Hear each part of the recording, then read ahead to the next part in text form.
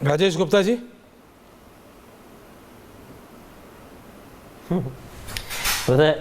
मुझे बड़ी हंसी आ रही है शहजाद जिस तरीके के कमेंट्स को यहाँ पे रख रहे हैं। एक है सेफ है भैया, ये हमारे देश के लिए ठीक है कि आप अपने देश के लिए कह रहे हो, बाकी देशों में हम माइनॉरिटी में हैं। आपको इस बात को समझना चाहिए कि वो किसके लिए एक हो जाएंगे और क्या कहेंगे। बाकी जवाब तो सरकार को ही देना है, ये तो भारत सरकार ही जवाब देगी ना कि किसकी हिम्मत कैसे हो गई उनको आतंकवादी कहने की। आपने उसके ऊपर क्या करा? आप कहते हो ट्वीट नहीं करा, आपको ट्वीट पढ़ने पड़ेंगे। आप मनीष सिसोदिया जी का ट्वीट पढ़ लीजिए कि उन्होंने क्या ट्वीट करा।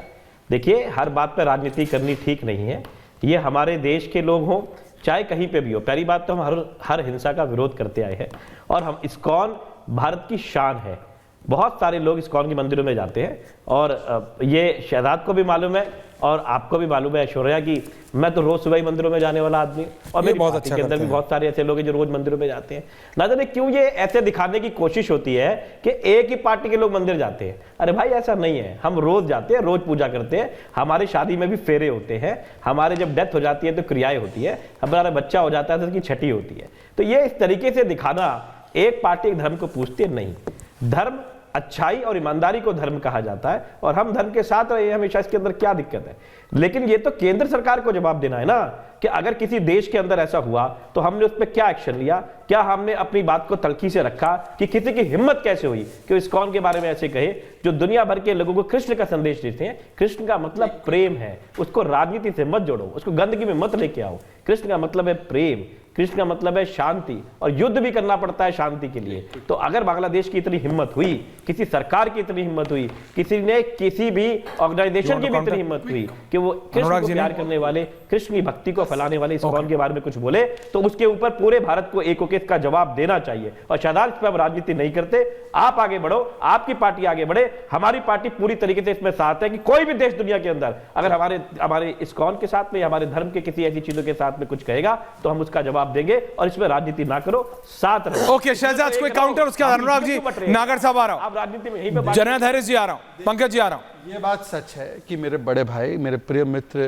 राजेश गुप्ता जी, इनके ऊपर मेरे कोई शंका का सवाल ही पैदा नहीं होता। मैं तो आप लोग प्रिय मित्र भाई इतना बोल देते हो, मेरा तो प्रिय मित्र से डिबेट के लिए क्या झगड़ा करने लग जाएगा? मेरा तो शब्दों से ही भरोसा उठ जाता है जब राजनेता एक दूसरे को प्रिय मित्र और भाई कहते हैं। जी बोलिए। मित्र है तो है, डिबेट करें, बहुत अच्छी बात, वेरी गुड। सुन लीजिए, राजेश गुप्ता जी मेरे प्रिय मित्र जो कह रहे सच कह रहे अपने बारे में, पर मेरे प्रिय मित्र से मेरा सवाल है कि जब आपके नेता मनीष सिसोदिया, जिनको आपने कोट किया, कहा कि राम मंदिर नहीं बनाना है, वहां यूनिवर्सिटी बना दो, तब आपका क्यों खून नहीं उबला?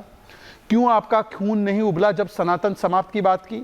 ये हरे कुर्ते वाले, ये भी मेरे मित्र है, पर उनकी पार्टी के नेता ने कहा रामचरितमानस पोटेशियम साइनाइड, तब आपका खून नहीं उबला।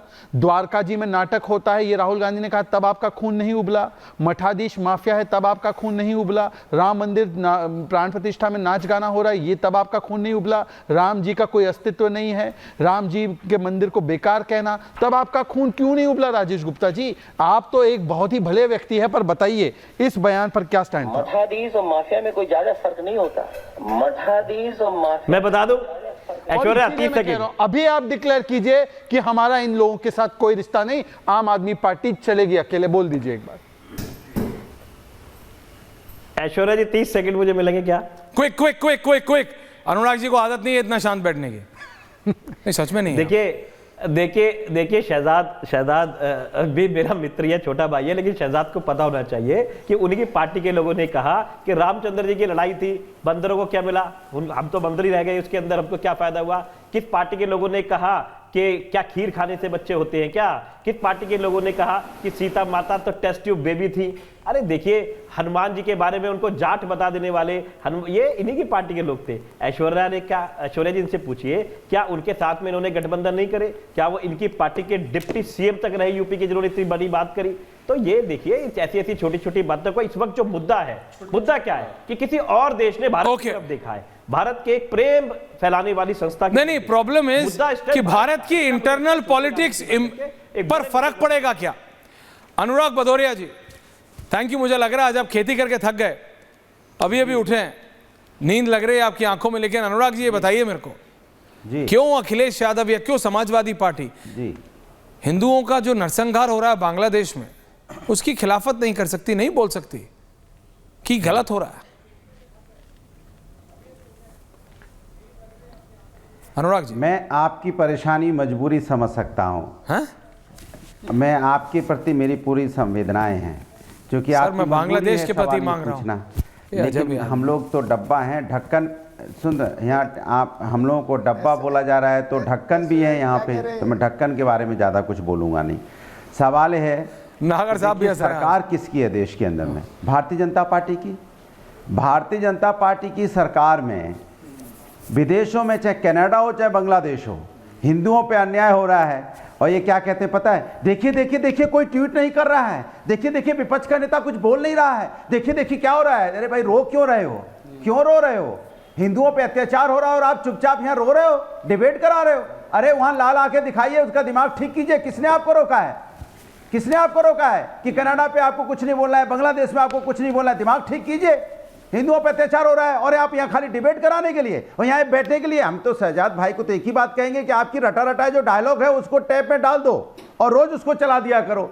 सवाल पूछा जा रहा है कि आप बांग्लादेश में हमारे अपने लोगों पे अन्याय हो रहा है, आपने क्या कार्रवाई की है ये बताइए मुझे। वहां के राजदूत को बुलाया आपने, वहां की सरकार को आपने चेतावनी दी और अगर चेतावनी दे के आपने बोला अगर ये ठीक नहीं होगा तो मैं दिमाग ठीक कर दूंगा, ऐसा बोला आपने क्या? कुछ आपने अपना कड़ा रुख अपनाया क्या? बताओ नहीं। आपका देश जानना चाहता है, लेकिन आप कुछ नहीं करोगे। क्या करोगे? ट्वीट किया क्या? फलाने ने कुछ बोला क्या?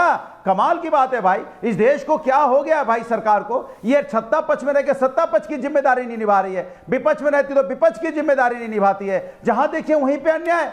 आज अगर इनकी बात को बोले तो उत्तर प्रदेश के लिए आज माननीय सर्वोच्च न्यायालय ने क्या बोला?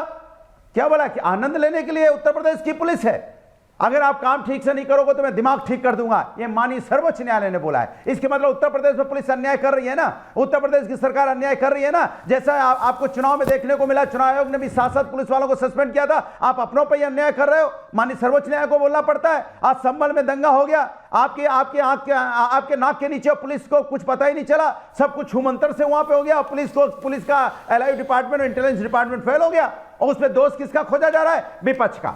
माने अगर विदेश में आपकी विदेश नीति फेल हो रही है, जिम्मेदार कौन? विपक्ष। अगर यहां पे आप दंगा नहीं रोक पा रहे, पुलिस सिस्टम फेल हो रहा है, जिम्मेदार कौन? विपक्ष। किसान आत्महत्या करता है, उसको एमएसपी गारंटी नहीं मिले, जिम्मेदार कौन? विपक्ष। अगर युवा यहाँ पे बेरोजगार घूम रहा है, रोड पे अपना धरना प्रदर्शन कर रहा है, जिम्मेदार कौन? विपक्ष। महिलाओं पे अत्याचार बढ़ा हुआ है, महिलाओं पर अन्याय हो रहा है, जिम्मेदार कौन? विपक्ष। यहाँ पे पार्लियामेंट के अंदर में 140 संसदों को आप निलंबित कर देते हो, जिम्मेदार कौन? विपक्ष। कमाल की बात है भैया, हर चीज में विपक्ष जिम्मेदार। तो फिर आप किस लिए हो प्रभु? आप सत्ता में क्यों है? जनता ने क्यों आपको सत्ता दी है? जब आपको सब जिम्मेदारी विपक्ष को लेने तो छोड़ दो, सत्ता विपक्ष जिम्मेदारी ले लेगा, ठीक कर देगा बांग्लादेश को भी और कनाडा को भी। मैं आपको बता रहा हूं, आप विपक्ष में इतनी ताकत है कि विपक्ष ठीक कर सकता है बांग्लादेश को, कनाडा को। लेकिन आप क्या कर सकते हो? आप विपक्ष पे रोक सकते हो। लेकिन एक